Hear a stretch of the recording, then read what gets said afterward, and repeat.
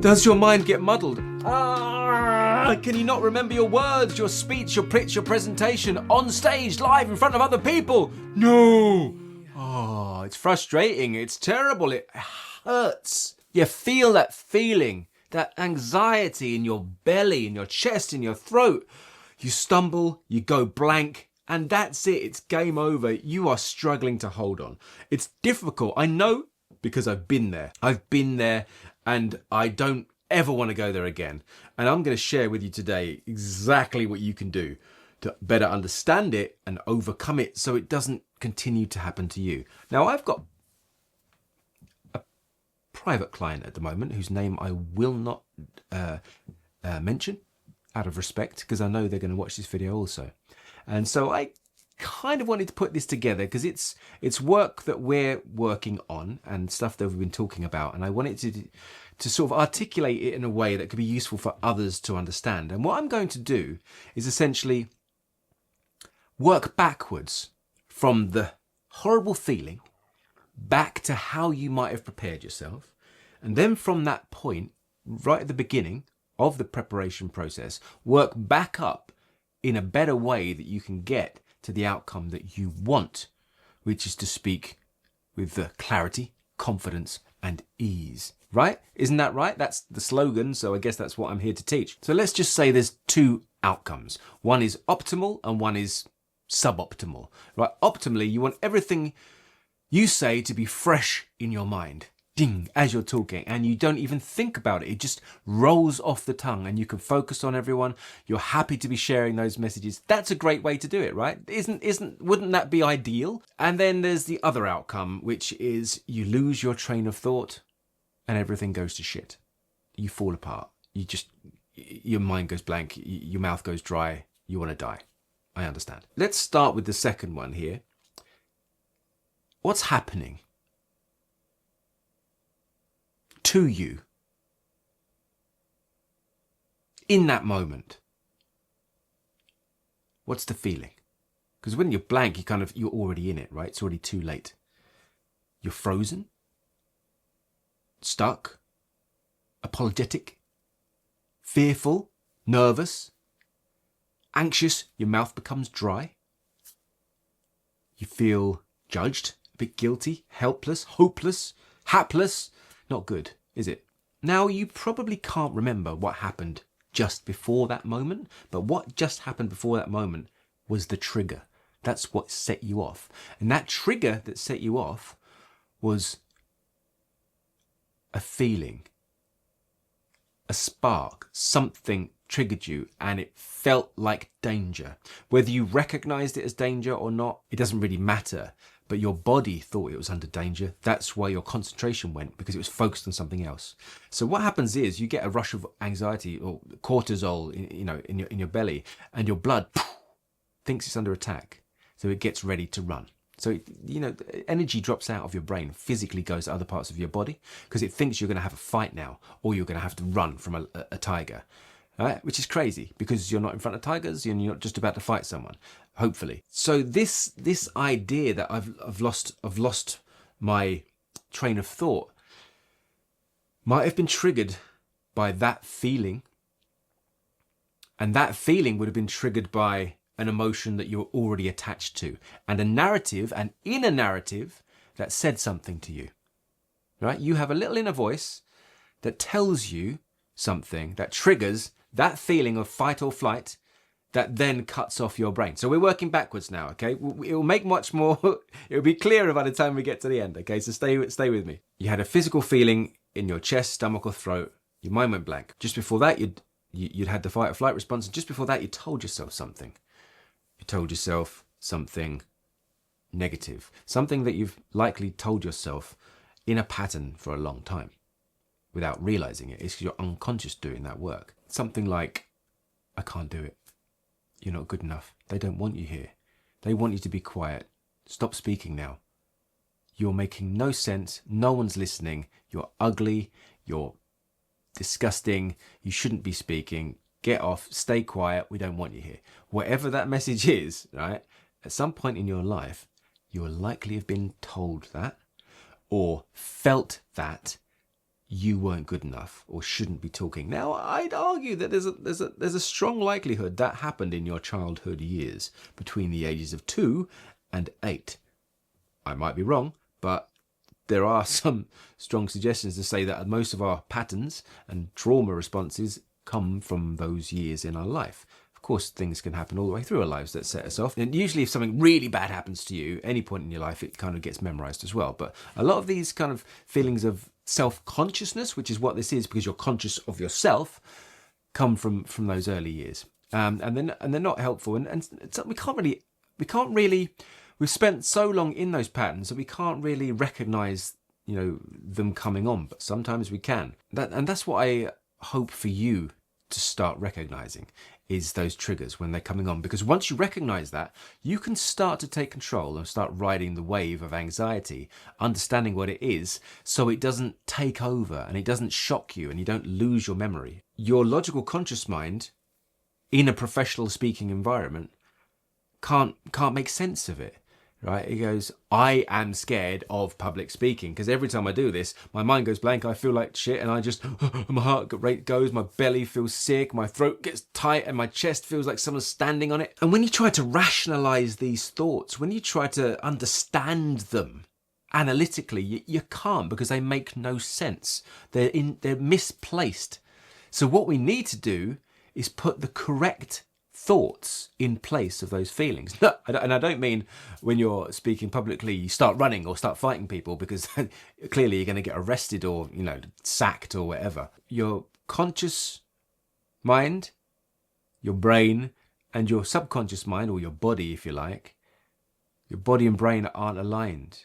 They're not connected. One's doing one thing, the other's thinking the other. And this is where the disconnect happens.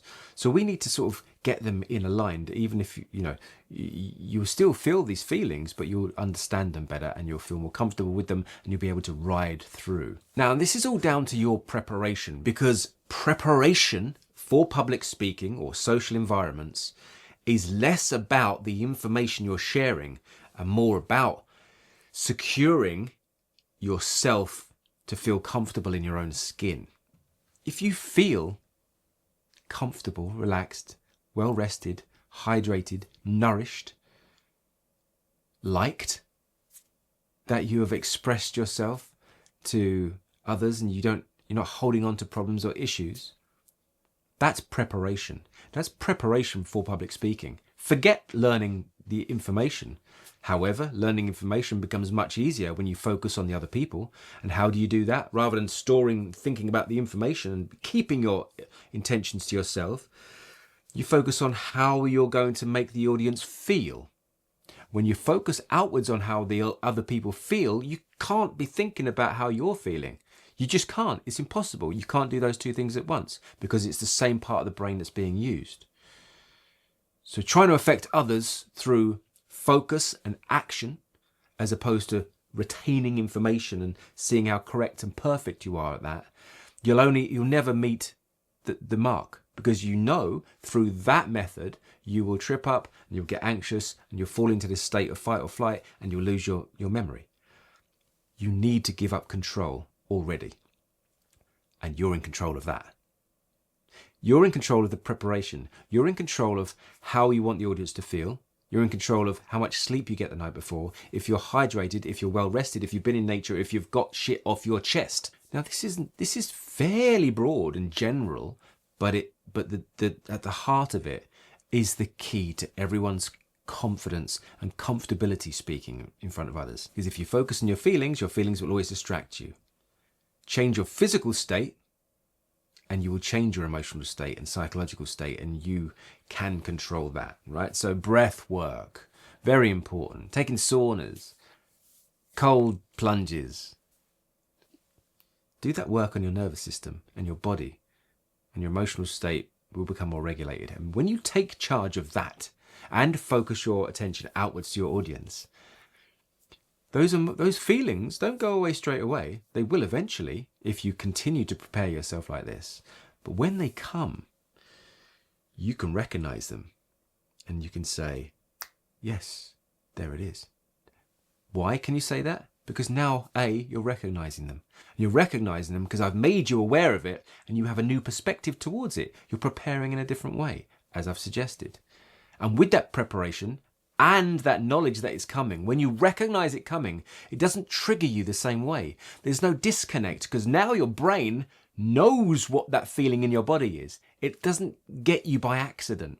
It can't, but it still comes. You've done this as a pattern for a long time.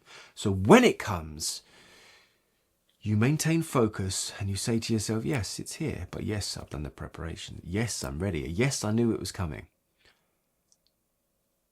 Taking that positive thought on these negative emotions will allow you to ride the wave rather than the waves to crash over you and drag you under, which is what was happening before. And that's because you weren't aware. Now you're aware. You have no excuse not to do this kind of work now and this preparation. If you feel that anxiety when you get up on stage, you will feel it. I still feel it. I was in a casting workshop 2 days ago in Estonia, and there was a casting agent and a director there who I desperately want to work with. I was there and I had to go last, and that's the worst. Out of 20 people, I was waiting all day just to get my shot. And so adrenaline built up, but I knew it. I knew what it was and I knew how to counter it. So I worked on my breathing. I paid fully focused attention to other people and what they were doing, what was being said. I was present with others in the room. And once you're present with others, you're no longer so present with yourself. Well, you become more present. But it's an outward focus. But I still felt anxious. But I was able to control what brought me there. So I was able to ride the wave, because once the wave comes, you have to ride it. You can't stop a wave. It will knock you over. So you've got to go with it. You have to feel that anxiety, feel that fear, and do it anyway. I think there's a book called Feel the Fear and Do It Anyway. It sounds like a good book. I should get to that, really. So that's it. We worked back from what was causing those emotions, back to what you might have not done to prepare, to what you should do, and I advise you do to prepare. Try it once. Try getting more regular sleep times, more regular feeding times, plenty of water the day before, not just on the day, and with electrolytes. So you've got enough salts, magnesium, zinc in your system that holds onto the water and retains it so you can be more hydrated.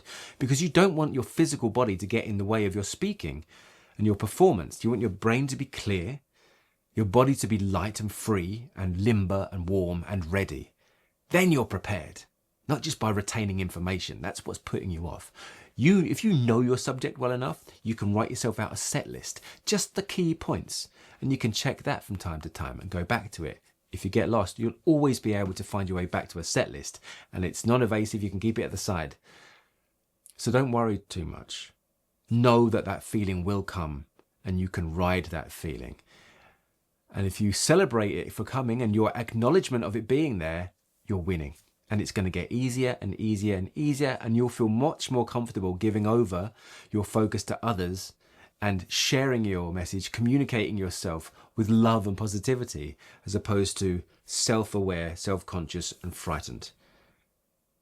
Like a child, like the child that learned to feel that way in the first place. Please leave me a comment. Tell me how you're feeling. And please try this out. It works. It really does. Leave me a comment, say hi, share this with someone who needs to hear it. I'd love you to like the video, and if you haven't subscribed already, subscribe. My name's Darren. This is Improve Your Voice, and until the next time, be kind to yourself. Look after your voice. I have so many tales to tell, and up till now, I've been telling them real badly, so